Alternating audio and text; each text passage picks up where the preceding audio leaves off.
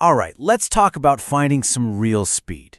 I know you've got the talent, you've got the drive, but sometimes it just feels like you're fighting the car, right? Like you're wrestling it more than you're driving it.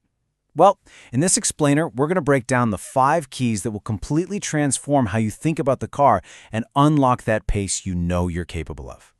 Oh, man. We've all been there. You turn into a corner, you're doing what you think is right, and suddenly the car just gives up on you. Maybe the front end washes out, or even worse, the rear just snaps around. You get that heart in your throat moment where you're just a passenger along for the ride. It's so frustrating, it costs a ton of time, and it just kills your confidence. But what if I told you the car isn't actually fighting you? It's just doing exactly what you tell it to do. See, the car isn't your enemy. It's your partner in this high-speed dance. And the secret to leading that dance, to making the car move exactly how you want it to, it all comes down to one single word: balance. Okay, so let's get into it. Key number 1.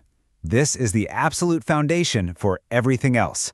Forget about complex setups for a minute. At its core, balance is just about weight. It's simple physics, really. Wherever the weight is, that's where the grip is. Think about it like this.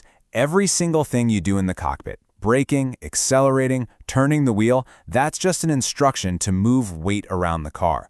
You hit the brakes, weight shifts forward. You get on the gas, it shifts back. You steer, it shifts side to side.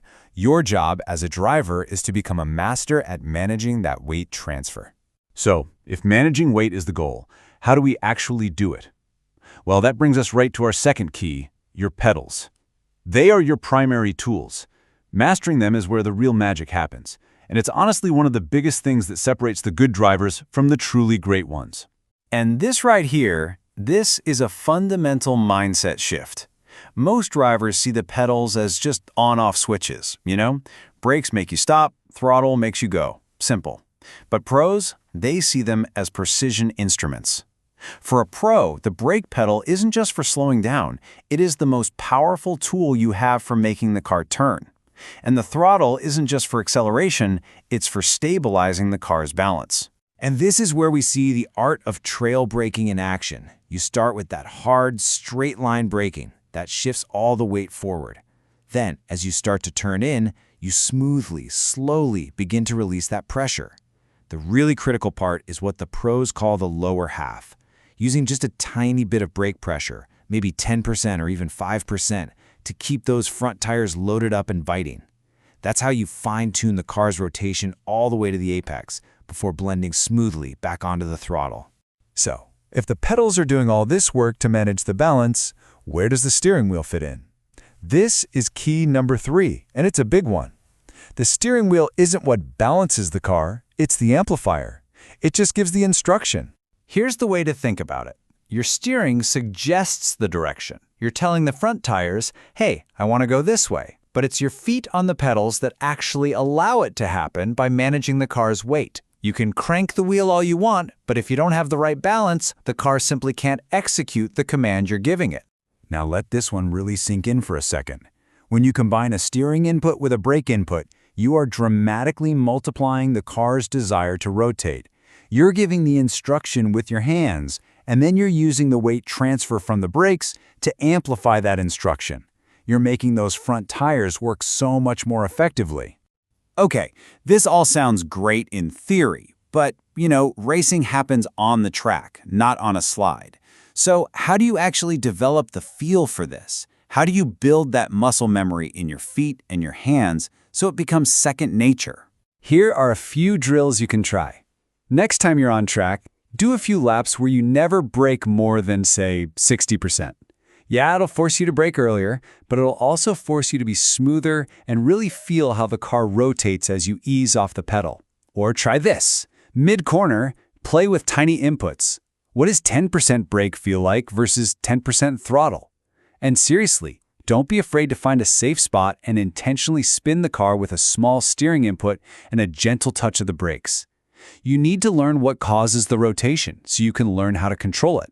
And that leads us perfectly into our 4th key. To be truly, truly fast, you have to get comfortable dancing right on the absolute edge of grip.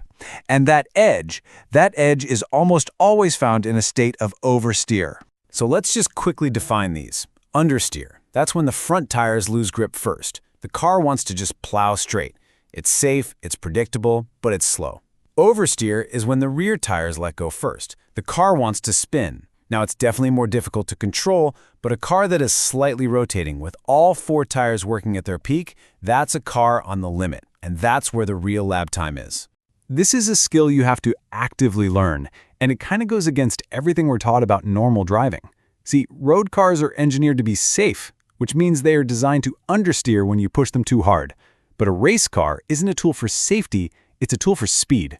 So your job is to unlearn that instinct for safe understeer and instead learn to control, manage, and actually use a little bit of oversteer to help you rotate the car and carry maximum speed. All right, let's bring it all home with our 5th and final key. We've talked about weight, pedals, steering, and finding the limit. It's time to put you in your proper role inside that car. You are not a passenger. You are the conductor. This is the ultimate truth, and you've got to get this in your head. The car isn't stubborn. It isn't malicious. It has 0 opinions. It is just an object that follows the laws of physics perfectly every single time. Your job isn't to fight those laws. It's to understand them and conduct them with your inputs to create the result you want, which is a fast, consistent lap. So let's put it all together. These are your 5 keys. Just remember, balance is all about weight. Your pedals are the tools you use to control it. The steering is the amplifier for your instructions. Oversteer is where you find the limit. And you are the conductor in complete command of all of it.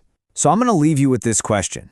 The next time you pull on that helmet and strap into the car, don't just go out there to drive. Go out there with intention. Go out there to conduct an orchestra of physics. So, what instructions will you give the car? What are you going to tell it to do?